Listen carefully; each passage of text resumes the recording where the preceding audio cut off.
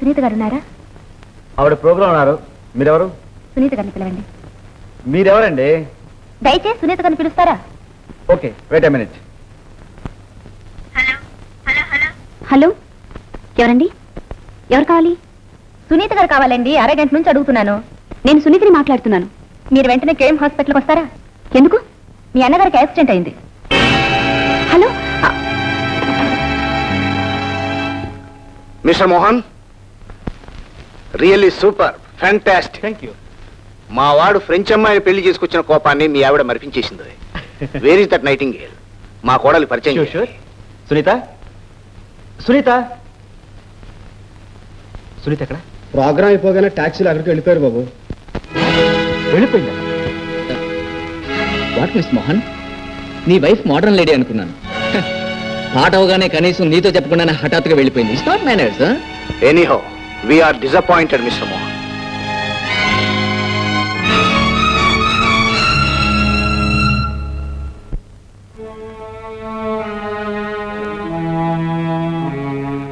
ఎవరు కావాలమ్మా? మా అన్నయ్య, అది చలపతిరావు. ఓహో, మీరా? మీకోసం 3 గంటలు ఎదురు చూసాం. ఒక అన్నయ్య చావు బ్రతుకుల నుంచి ఉంటే ఇప్పుడటమ్మ రావడం. ఏం జరిగింది డాక్టర్? మా అన్నయ్య ఎలా ఉన్నాడు? బస్సు కింద పడి కాలు బాగా తుక్కు అయిపోయింది. కాలు తీసేయకపోతే మనిషికి ప్రమాదం అని మీరు రాకపోయేసరికి ఆ నిర్ణయం మేమే తీసుకున్నాం. ఇప్పుడు ఎలా ఉన్నాడు? ఇంకా స్పృహ రాలేదు, బట్ హీస్ లక్కీ. అక్కడున్నాడు, వెళ్ళి చూడండి.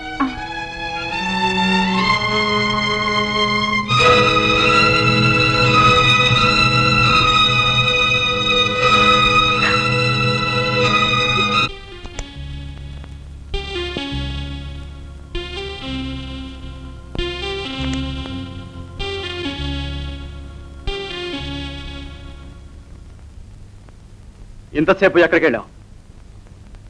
ఎవరితో చెప్పి వెళ్ళావు? ఏం మాట్లాడే? ఉన్నట్టు నువ్వు వెళ్ళిపోతే వాళ్ళందరి ముందు నాకెంత తల వంపైందో తెలుసా? నీ మూలంగా వాళ్ళందరి ముందు నేను ఫూల్ అయ్యాను. చిచి, ఆ మాత మేనస్ తెలియకలా? ఏం మాట్లాడవే? ఏ కొమ్మ ముందని వెళ్ళావు? ఎక్కడికి వెళ్ళావు? హాస్పిటల్లో మా అన్నయ్య కాలు తీశారు. ఎక్కువ ముక్కు లేని వాళ్ళ నడి రోడ్డు మీద పడుంటే ఎవరో హాస్పిటల్లో చేర్పించారు. స్పృహ తప్పిపోయే ముందు అన్నయ్య చెప్పిన అడ్రస్ కి హాస్పిటల్ వాళ్ళు ఫోన్ చేశారు. కానీ నాకు ఆ ఫోన్ అందలేదు. దానికి కారణం మీరు. చెబుదామని అనుకున్నాను, కానీ ఆ విషయం నాకు గుర్తులేదు. కానీ 10 మందిలో మీకు జరిగిన అవమానం గుర్తుంది. మీ భార్యను 10 మందిలో స్టేటస్ సింబల్లా చెప్పుకు తిరగాలనే అర్థం లేని అహంకారం గుర్తుంది. సునీత, ఏం చెయ్యాలో చెప్పే నాతుడు లేక, నేను వస్తానో రానో తెలియక, ప్రాణాల్ని కాపాడే గత్యంతరం లేక మా అన్నయ్య కాలు తీసేశారు. నువ్వు వెళ్తే తీయకుండా ఆపేదనవా? ఎలాగో పోయేదానికోసం నన్ను అవమానం పాలు చేశావు. గౌరవం పరపతి. తోడు పుట్టిన అన్నయ్య అన్యాయం అయిపోయాడని నేను బాధపడుతుంటే మీ గౌరవం పరపతి గురించి మీరు మాట్లాడుతున్నారు. అసలు మీరు మనిషి. సునీత, అనవసరంగా నోరు పారేసుకోకు. లేదండి, మొదటిసారిగా నోరు విప్పుతున్నాను. ఎంతసేపు నా అభిరుచులు, నా కోరికలు, నా ఆశలోని విర్రవీగే మీకు ఇంతకాలం నేను తాళం వేసింది చాలు. మీకు కావలసింది మీతో కలిసి బ్రతికే మనిషి కాదు. మీరు ఆడించినట్టల్లా ఆడే ఆట బొమ్మ. సునీత, నీ ఇష్టం వచ్చిన వాక్కు. నిన్ను నెత్తిమీద పెట్టి పూజించాను, మనసారా ప్రేమించాను. ప్రేమ? మీరెవరిని ప్రేమించలేరండి. మిమ్మల్ని ఒక్కరిని మీరు ప్రేమించుకోగలరు. అంటే నేను నీ కోసం చేసిందంతా మీ తృప్తి కోసం, నలుగురిలో నిన్ను నాదానిగా చెప్పుకోవడం, మీ గర్వం నిలుపుకోవడం కోసం. నో నో, నేను నీకు కావాల్సిన కొనిపెట్టాను. కాదు, మీకు కావాల్సినవన్నీ కొన్నారు. నిన్ను నీ సంగీతాన్ని వినిపించే ఓ యంత్రానికి సర్వ హక్కులు సంపాదించారు. దాని మీద భర్తనని లేబుల్ అతికించారు. నా కళ మీ చేతుల్లో రాణిస్తుందని ఊహించాను. అంతేకాని ఇలా 4 గోడల మధ్య బంధించి దాన్ని ఊపిరానివ్వకుండా చంపుతారని ఊహించలేదు. నువ్వింత మూర్ఖులను నేను ఊహించలేదు. ఈ పెద్ద బుద్ధి ఎలా వస్తాయి? గొప్పవాళ్ళ మనసు ఏమర్థమవుతుంది? గొప్పవాళ్ళు బ్యాంక్ అకౌంట్స్, కార్లు, బంగళాలు కాదండి గొప్పతనం.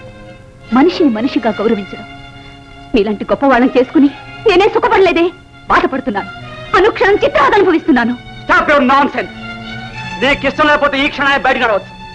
నేను పట్టుని ప్రాధాయపడే వాళ్ళు ఎవరు లేరు ఇక్కడ. You can get out. ఈ ఇంట్లో బ్రతకడంలో స్వేచ్ఛనివ్వడం తెలియకపోయినా బయటకు నడిచే స్వేచ్ఛనిచ్చారు. థ్యాంక్స్. చూడండి, మీ కాళ్ల మీద పడి మీ గుమ్మంలో ప్రాణాలు వదిలే అదృష్టాన్ని కలిగించమని వేడుకుంటాననుకోకండి. పెడతాను.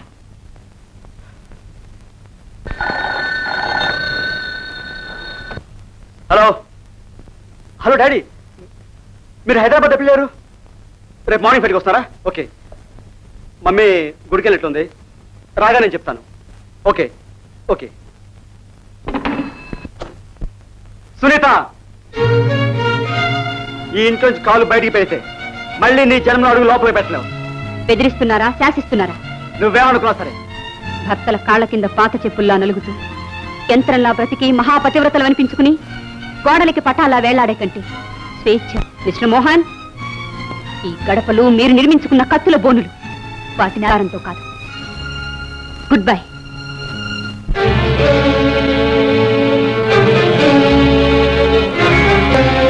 తీరా నేను గుడి నుంచి ఇంటికి వచ్చేసరికి కోడల్ని పంపించేశాడు.